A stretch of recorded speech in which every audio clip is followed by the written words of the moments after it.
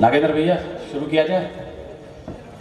हालांकि कोई विधिवत मंच संचालन की घोषणा हुई नहीं है हमारे यहाँ पर, लेकिन प्रमोद जी जहाँ मूलतः बिहार से और बिहार में गद्दी हथियाई ली जाती है, तो मैंने खुद ही संचालन पकड़ लिया। कोई बताया न बताया, अपन ही शुरू करे देते हैं।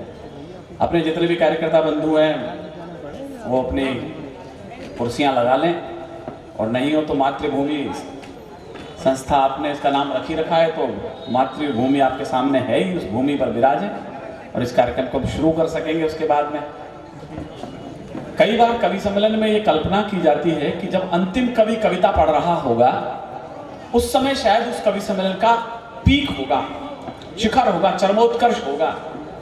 लेकिन प्रमोद जी भाई साहब ने जो मार्गदर्शन वक्तव्य गद्य में दिया है, यदि आप मेरी बात से सहमत हो तो मुझे बताइएगा, क्या वो हमारी कविताओं से ज्यादा बेहतर बात उन्होंने नहीं कह दी है?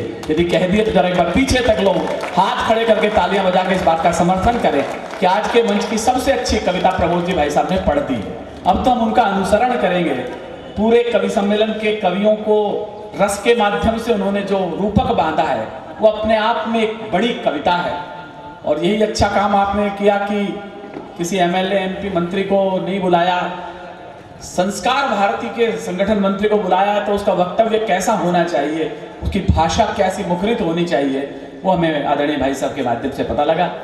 टंडन जी ने यह बता ही दिया है कि चेयरमैन को कब और किस तरह से कम बोल करके अपनी कुर्सी बचा लेनी चाहिए। तो मुझे लगता है वो कई सालों तक इसी तरह चेयरमैन बने रहेंगे यदि इन बातों का ध्यान रखा तो उन्होंने। जरा टंडन जी के लिए, स्वास्थ्य के लिए भी एक बार आप तालियां बजा दीजिएगा कि। और संदीप जी ने जो मौन धारण करके बिना भाषण को मान लिया कि मेरा तो मौन ही भाषण है, तो मैंने समझ लिया कि मनमोहन सिंह जी ने किस तरह से 5 साल निकाले होंगे। तो ये उस परंपरा का पालन उन्होंने किया। मंच पर 6 कवि विराज गए हैं। सबसे दाहिनी तरफ आ जाए, हमारे एक और महत्वपूर्ण अतिथि हमारे बीच में हैं। बीच बीच में जो कोई भी हाथ जोड़ता हुआ आएगा मैं समझ लूंगा ये वो मुख्य अतिथि है जिसका नाम कार्ड में छपने से छूट गया है। तो जब भी कोई आदमी आए हाथ जोड़े तो आप भी सम्मान से ताली बजा दो, कोई मुख्य अतिथि ही रहा होगा। वैसे भी अतिथि का मतलब ही है जिसकी आने की कोई तिथि ना हो, जब आ जाए तब पहुंच जाए, वही अतिथि है। आप सब लोगों को इसलिए बधाई देता हूं कि देश में ऐसे कार्यक्रम होते बहुत कम हैं। राष्ट्र वंदनाओं के कवि सम्मेलन यदि हो जाए तो मुझे माफ करेगा, ये देश उन्हें सांप्रदायिकता की उपाधि से विभूषित करता है। पूरी दुनिया में एकमात्र दुर्भाग्यशाली देश है ये जहां देशभक्ति को सांप्रदायिकता की उपाधियां मिली। मैंने बहुत साफ शब्दों में कह रहा हूं, प्रातः काल 6 बजे भगवा ध्वज के सामने तदीया कार्या बद्धा कटियम के श्लोक बांचने वालों की देशभक्ति पर यदि सांप्रदायिकता का टैग लगाया जाता है, देशभक्ति के खुले विश्वविद्यालय यदि संघ की शाखाओं को, राष्ट्रीय स्वयंसेवक संघ की इन शाखाओं को देशभक्ति का खुला विश्वविद्यालय कहने को यदि मेरा मन करता है और कुछ लोगों के पेट में दर्द होता है, तो मुझे लगता है आंगन में खड़ा उजाला रे देता नहीं दिखाई, तेरे माथे पर सचमुच है आंख नहीं रे भाई। हमको इस देश ने तन समर्पित, मन समर्पित और यह जीवन समर्पित, चाहता हूं देश की माटी तुझे कुछ और भी दूं। जीवन पुष्प चढ़ा चरणों में, मांगे मातृभूमि से यह वर, तेरा वैभव अमर रहे मां हम दिन चार रहे न रहे। न जाने कितने असंख्य प्रचारक इस जीवन के लिए अपने संपूर्ण जीवन को इस मातृभूमि को समर्पित करने के बाद देशभक्ति के इस से कहा कि ये लोग तो कॉलेज में पढ़ने वाले विद्यार्थी हैं, कवि सम्मेलन से इनका क्या लेना देना। नागेंद्र ने जो जवाब दिया वो लाजवाब था। मैं सुनील से चर्चा कर रहा था कमरे में कि शायद मैं देश के सबसे युवा कवि सम्मेलन में जाके आयोजक सबसे युवाओं में मौजूद हूं। तो मुझे लगा कि आखिर युवा लोगों का कवि सम्मेलन से क्या लेना देना। आपको अच्छा लगे तो मेरे विश्लेषण पर आपका ध्यान चाहता हूं। पांव कब मंजिलों से मिलते हैं, सिलसिले सिलसिलों से मिलते हैं। जरा पहुंचे मेरी बात में, उसको शुरू करना। ये युवा लोग क्यों हैं यहाँ पर? पांव कब मंजिलों से मिलते हैं, सिलसिले सिलसिलों से मिलते हैं। और कॉलेज में मिलती होंगी डिग्रियां, तजुर्बे महफिलों से मिलते हैं। कॉलेज में मिलती होंगी डिग्रियां, तजुर्बे महफिलों से मिलते हैं। आइए इस कविता को हम शुरू करें। एक विपरीत काल में आप लोगों ने इस कविता को शुरू किया है, जहां पूरा देश, पूरा विश्व कोरोना से डरा हुआ है। उस समय आप सीना तान के देशभक्ति की ज्वाला यहाँ पर अखंड ज्योति जलाने के लिए लगातार उपस्थित हैं, उसके लिए मैं बहुत बहुत बधाई देता हूं। हैं बहुत कठिनाइयां इंसान के आगे, सब गंवारा है हमें ईमान के आगे, रोशनी बदनाम हो जाए ना इस डर से, रख रहे हैं हम दिए तूफान के आगे। हमने तूफान में दीपक जला दिया है, हमारी इस पूरी युवा टीम ने जलाया, आपको बहुत बधाइयां। मंच का परिचय हो चुका है, दाहिनी तरफ ध्रुव भैया बैठे हैं, वो इस मंच के ध्रुव तारा हैं। एक नया नक्षत्र हमारे इस काव्याकाश में जो उदित हुआ है, उसका एक सर्वश्रेष्ठ उदाहरण जो हमारे पास है वो इस मिट्टी की उपज का, गंध का कवि है। आप उसके लिए एक बार जोरदार तालियां बजा दीजिएगा। अमन अक्षर का एक गीत कभी कभी कहते हैं 250-300 हो जाता है। हमारे अमन अक्षर ने एक राम का गीत लिखा और इतना अधिक वायरल हुआ कि इतनी तो मेरी कोई अभी तक यूट्यूब पर कोई कविता वायरल न हुई हो। अमन अक्षर वो कवि जो इंदौर से राम पर एक कविता लिखता है, जरा उसके लिए एक बार जरा जितने राम भक्त यहां बैठे हैं जोरदार तालियां बजाएं। अब मुझे पता लग गया इसका काम तो हो गया भाई का, बिना कविता पढ़े भी आप पेमेंट ले सकते हो। एक कवि और हमारे यहाँ जो बंबई से है, भाई साहब ने बताया जब जीवन में उल्लास होता है तो सर्वत्र खुशी होती है। नई अभी एक फिल्म उसकी रिलीज हो रही है जिसकी शूट पूरी हुई है, नाम तो बहुत अच्छा नहीं है उसका, हालांकि क्या गैमलर 3 ताश के पत्ते ऐसा अपने हेड लगाए हुए पोस्टर, कुछ फिल्म उस पर आपको नजर आएंगे। उस फिल्म के नायक भाई सुनील व्यास और लाफ्टर चैंपियन सुनील व्यास बंबई से हमारे बीच में है, जरा उनके कद की एक बार जोरदार तालियां बजा दीजिएगा। छोटी बहन मणिका दुबे संस्कार धानी जबलपुर से हमारे बीच में हैं। मैंने बड़ी चर्चाएं उसकी सुनी है, आज पहली बार उसे सुनूंगा भी। आपकी आशीष भरी तालियां उसके मस्तक पर भी पहुंचे, वो कल आने वाले समय की बड़ी कवियत्री हो, ऐसा शुभाशीष भी मैं उसे देता हूं। प्रिय राहुल मेरे रस का अद्भुत कवि है, जब आप उसे सुनेंगे तो आपको लगेगा, शायद रहीम ने ठीक कहा होगा, देखन में छोटे लगे घाव करें गंभीर, वो नाबुक के तीर है राहुल। इसके लिए भी एक बार आप जोरदार तालियां बजा दीजिएगा। कवियों ने ज्यादातर आज काले कपड़े पहने हैं और प्रमोद जी कह रहे थे शनिचर देवता कहां से बुलवाए हैं। मैंने कहा ऐसा नहीं है, एक लक्ष्मी भी आई हुई है हमारे साथ में, वरना इतने भैरू ही भैरू मौजूद हैं। मैं विनीत चौहान हूं, विदिशा ने एक बार आता रहा हूं, आप सब लोगों का स्नेह मिला है, थोड़ा बहुत स्नेह दुलार आपका हो तो मेरे लिए भी तालियां बजा दें ताकि इस कार्यक्रम को शुरू करते हैं। आइएगा, कविता क्या होती है ये बताने की आवश्यकता नहीं है। विदिशा अशोक के बौद्ध स्तूपों का आज हम दर्शन करके वहां से लौटे हैं। एक धार्मिक नगरी है, एक संस्कार धानी है आपके यहाँ की। कवि में और आप में कोई बहुत ज्यादा अंतर नहीं है, जो आप सोचते हैं वही हम भी सोचते हैं। बस माँ बागेश्वरी ने छोटी सी कृपा हम पर यह कर दी है, जो आप सोचते हैं उसे हम इस माइक से अपने वाणी से कहने का थोड़ा सा सामर्थ्य उस देवी ने हमें दे दिया है। मैं एक छोटा उदाहरण देकर कवि से शुरू कर रहा हूं। आप सबने देखा होगा प्रभु श्री राम का एक चित्र कैलेंडर में आपने देखा है, सामने दशानन खड़े हैं और प्रभु श्री राम ने धनुष खींचा हुआ है। ये चित्र आपने भी देखा, एक कवि ने भी देखा। जब कवि ने उस चित्र को देखा तो उससे उसे कविता की धारा निकली। आप ध्यान दें, सामने दशानन खड़े हैं, प्रभु श्री राम ने धनुष खींचा हुआ है। कवि ने बाएं हाथ और दाएं हाथ की बातचीत कराई है। दाहिने हाथ को बाएं हाथ ने उल्हाना दिया, कहने लगा हे दाहिने हाथ, दान मान सम्मान में रहे सदा अगवान। जब भी दान की, मान की, सम्मान की बात होती है तो आगे चला जाता है माला पहनने के लिए, मांगने के लिए। दान मान सम्मान में रहे सदा अगवान, अब क्यों पीछे जाते हैं देख दशानन बाण। अब तू पीछे क्यों जा रहा है जब सामने दशानन के बाण हैं। विदिशा के लोग खामोश मत रहना, कविता इसी का नाम है जो दाहिने हाथ ने बाएं हाथ को उत्तर दिया। दाहिने हाथ ने उत्तर दिया कि मैं डर के पीछे नहीं जा रहा हूं। फिर जा क्यों रहा है? उसने कहा श्री राम के कान में पूछत हुई बात। अब जरा आपकी तालियां झूम के आए तो उत्तर दिया दाहिने हाथ ने, श्री राम के कान में पूछत हुई बात, एक एक कर 10 हतू या हतू दसों एक साथ। एक एक कर 10 हतू या हतू दसों एक साथ, बस इसी का नाम कविता है। मैं तो डर कर पीछे नहीं जा रहा हूं, ये बात पूछने जा रहा हूं, इस दशानन के शीश एक एक करके काटूं या एक साथ काट दूं, बस इसी का नाम कविता है।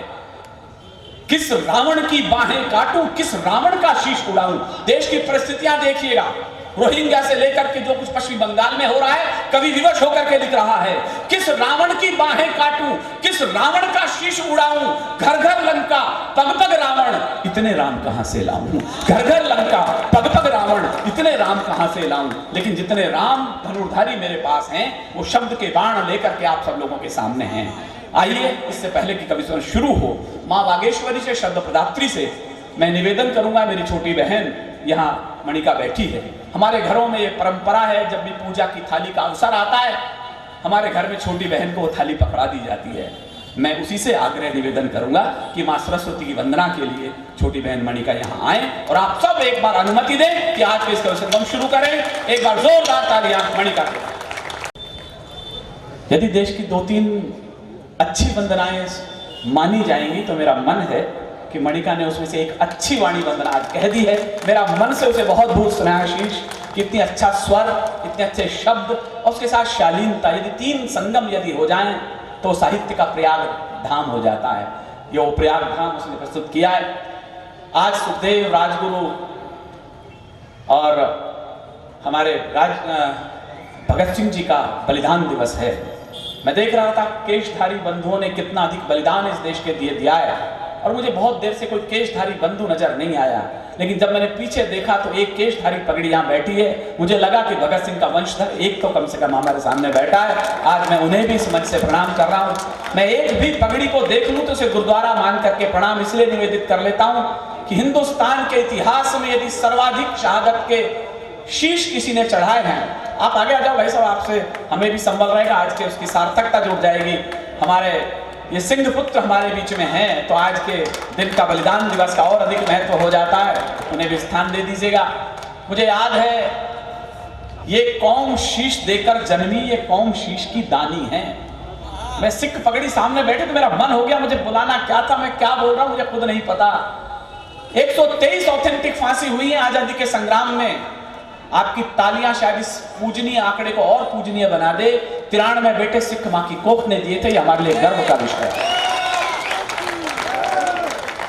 ये कौम शीश देकर जन्मी, ये कौम शीश की दानी है। कौन है सिख? हिंदू कौम का वो बड़ा बेटा जिसने तलवार लेकर के इस कौम की रक्षा करी, वही सिख कौम हमारे यहां पर हुआ। ये कौम शीश देकर जन्मी, ये कौम शीश की दानी है। ये अमृत शक्कर बड़ी हुई, ये कौम बड़ी अभिमानी है। जब जब हम पर संकट आए, इस पीढ़ी ने बलिदान दिया, गुरुओं ने मस्तक चढ़ा दिए, अपने प्राणों का दान दिया। कुछ को आरे से चिलवाया, कुछ थे सूली पर टकवाए, कुछ आरे से भी चीर दिए, कुछ रुई से भी जलवाए। वो गर्म तवे पर चढ़े मगर निज सत्य पंथ से डिगे नहीं। पुरजा पुरजा कट गए मगर मुगलों के आगे झुके नहीं। पुरजा पुरजा कट गए मगर मुगलों के आगे झुके नहीं। पुरजा पुरजा कट गए मगर मुगलों के आगे झुके नहीं। ऐसे पागल दीवानों से, ऐसे पागल दीवानों से धरती की आन चौगुनी है। ऐसे पागल मस्तानों से भारत की आन चौगुनी है। ऐसे पागल मस्तानों से भारत की आन चौगुनी है। मैं ऐसी युवा शक्ति को, ऐसी पगड़ी को प्रणाम करता हूं जिसके शीश इस देश के मंदिर की नींव में रखे हुए हैं। मैंने सुना है कि भगत सिंह को जब फांसी की सजा घोषित हो गई तो वो जेल में थे। उनकी मां विद्यावती उनके पास मिलने गई तो रोने लग गई। उसने कहा भगत सिंह की मां की आंखों में आंसू अच्छे नहीं लगते। कहना जानती हूं मेरा बेटा शेर है लेकिन मैं मां भी हूं, इसलिए रोना आ गया। मां का एक क्षण के लिए थोड़ा सा शैथिल्य हुआ।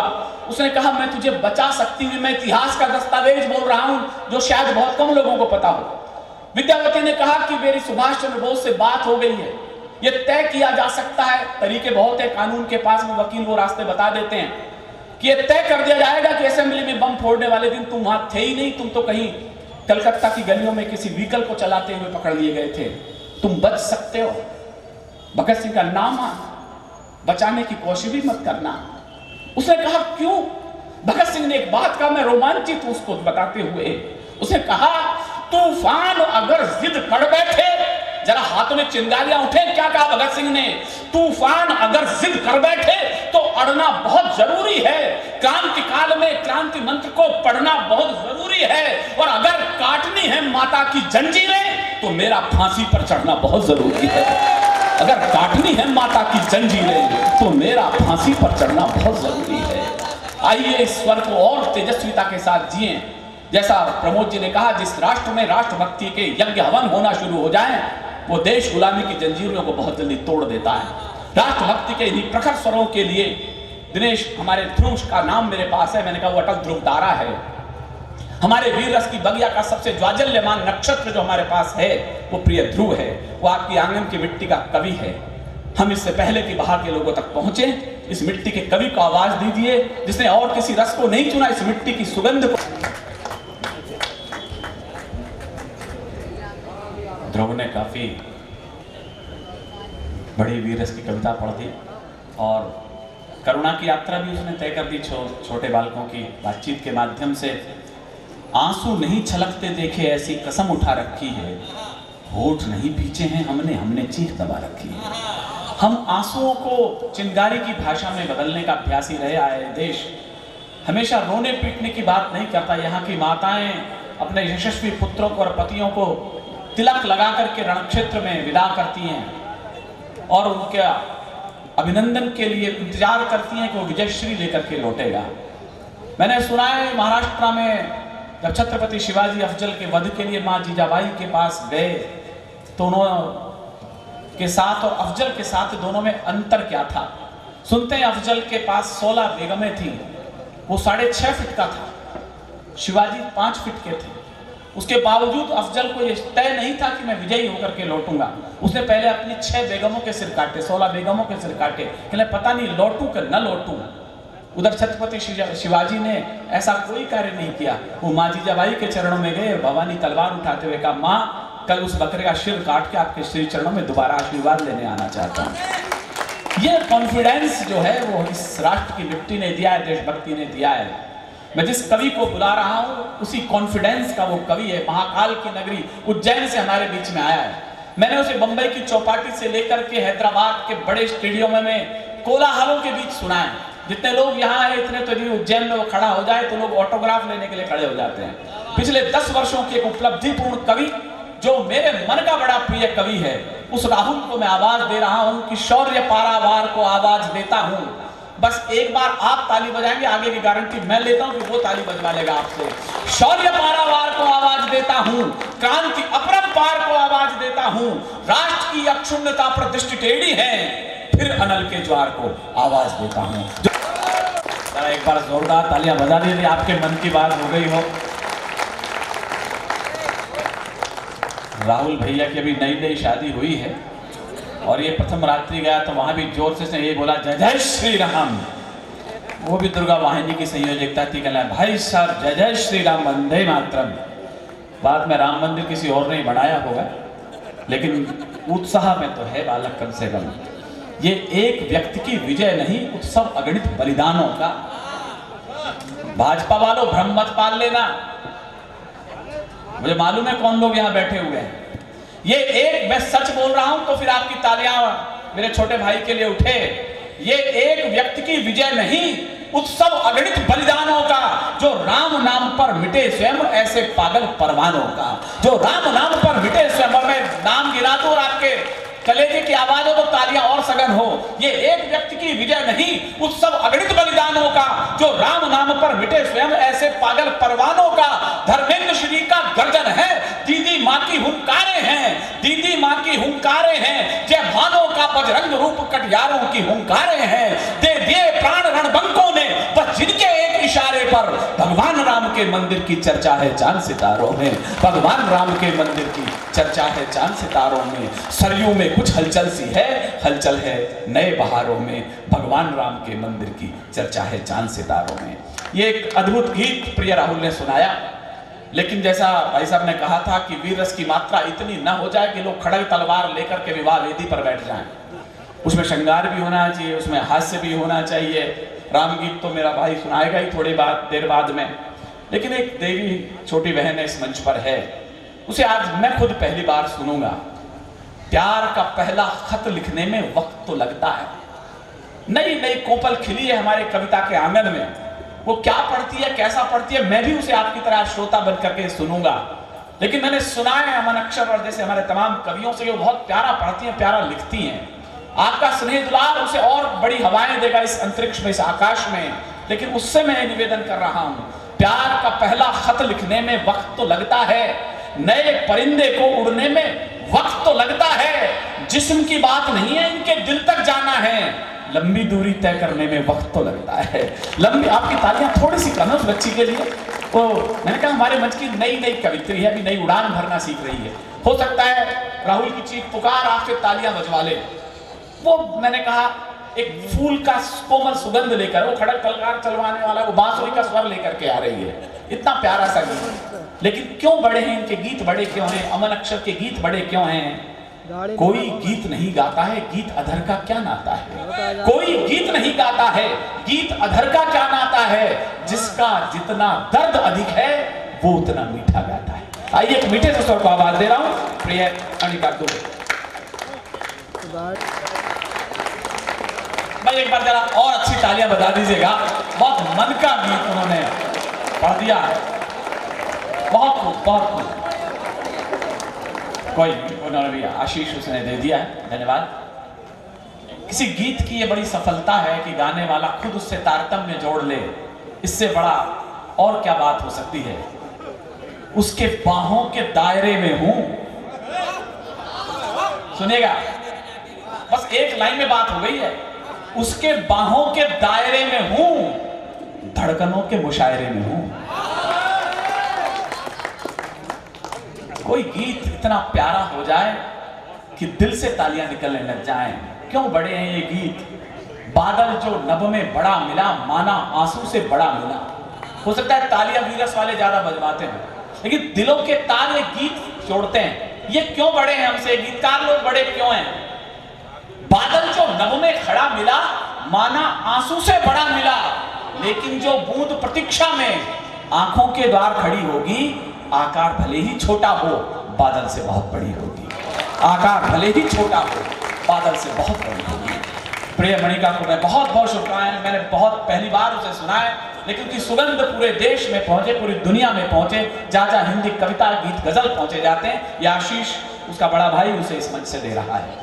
एक सूचना मुझे संगठन की तरफ से प्राप्त हुई है और सबके लिए है ये। आज इस बलिदान दिवस पर एक ब्लड डोनेशन कैंप इस संस्था की तरफ से लगाया है। आप सब लोगों के लिए पीछे एक वैन खड़ी है। आप चाहें तो उसमें ऐच्छिक रूप से ब्लड डोनेशन कर सकते हैं। देश के लिए, हमारे जवानों के लिए, कवियों के लिए रक्तदान आवश्यक है, ऐसा मुझे सूचना दी गई है। और तुरंत ऐसा सुनते सुनील ने कहा, भाई साहब मेरी आधे घंटे बाद ही यहाँ से ट्रेन है, मुझे जाने की इजाजत दी जाए। तो मैं तभी समझ गया इसकी देशभक्ति कितनी रही होगी। ये आदमी वही है जिसने राहुल को जब पहली बार उज्जैन में सुना तो बाकायदा जोश में आ गया। भाई साहब मैं देश के लिए खून देना चाहता हूँ। अरे मैं कहता, तू रहने दे, देशभक्ति ठीक नहीं है। वो राहुल पे सूट करती है दाढ़ी वाड़ी, तो बंबई में है हंसाता रहे। नहीं भाई साहब खून देना चाहता हूँ। मैं कहा दे ले। पीछे कैंप की खड़ी थी, भाई ने 1 बोतल खून दिया, 3 बोतल चढ़ी, तब जाके होश में आया। मैं कह रहा खून लेने आया था कि देने आया था? कहना भाई साहब मैंने देश के लिए फर्ज निभाया, देश ने मेरे लिए फर्ज निभाया। तो आप में से कुछ लोग ऐसे हो सकते हैं जो ब्लड एक देने के बाद में 2 बोतल की व्यवस्था करें, उनके लिए भी हैं। लेकिन एक अच्छा कार्य किया जा रहा है। मैं सुनील व्यास को आवाज देना चाहता हूं। आप थोड़ा ज्यादा आंसू गहराई में डूब गए, वो उसमें से आपको निकाल करके कहीं और ले जाके पटकेगा। वो हास्य रस का कवि है। बंगाल में गया तो उसने मेरे को बड़ा अच्छा बता, कहना भाई साहब वहाँ पे तो ममता जी ने कमाल कर रखा है। वहाँ तो फुटबॉल उनका प्रांतीय वो गेम है, वहाँ के तो मोहन फगवाड़ा कई क्लब है। तो ममता जी भाषण दे रही थी, वो मजे लेना। जिसने सुन के आया इसने बताया मेरे को, आज समझ कर बिल्कुल ताजा नया। तो कहने लगा ममता जी भाषण दे रही है, कहने मैंने कहा आपने खेलों के लिए क्या किया? कहने हमने सांप सीढ़ी दिया। मगर खेलों के लिए सांप सीढ़ी, फुटबॉल बोलो? कहना नहीं हमने सांप सीढ़ी दिया। बाद में अमन ने मेरे को बताया वैसा बंगाली में बोलिए सब्सिडी दिया। वो सब्सिडी बोलने दिया तो सांप सीढ़ी बोल रही थी वो।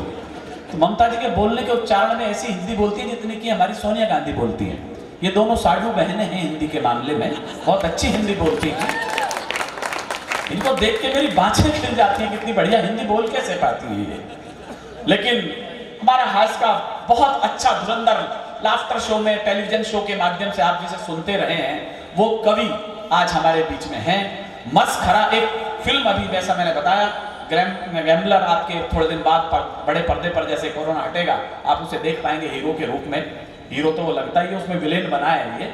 मस्खरा मशहूर है आंसू छिपाने के लिए, बांटता है ये हंसी सारे जमाने के लिए, और खाओ सबको मत दिखाओ तुम नुमाइश की तरह, ये अकेले में सही है गुनगुनाने के लिए। आइए, जिसने मुस्कुराहटों के मसीहा के रूप में निगाहों को मुस्कुराहट दी है, भाई सुनील व्यास बंबई से हमारे बीच में है। वो इस मंच का सबसे बड़ा, मतलब लंबा कवि है, बड़ा तो पता नहीं है कि नहीं, लेकिन लंबा कवि है, तो उसके कद की तालियां बजा दीजिएगा भाई सुनील व्यास।